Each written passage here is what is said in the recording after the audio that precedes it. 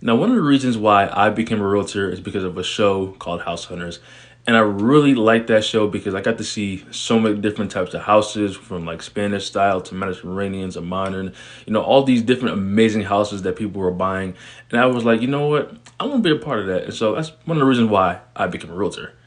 Basically, every episode you had a couple or you had a family who would go on the show, tell us who they were, what type of houses that they liked, their budget, and then they would choose between 3 houses based off of their preferences.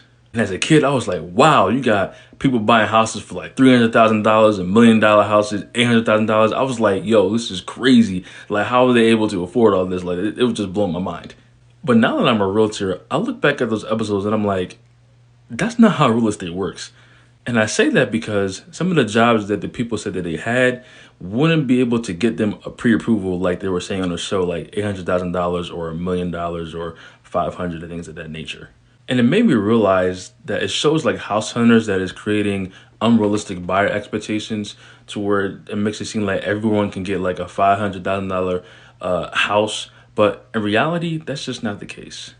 The crazy part is the buyers on the show, they already bought the house they were going to live in, but for filming purposes, they just had to see other houses and they had to react off of those houses. If you really want to know how much you can afford on a home, you got to get yourself a pre-approval.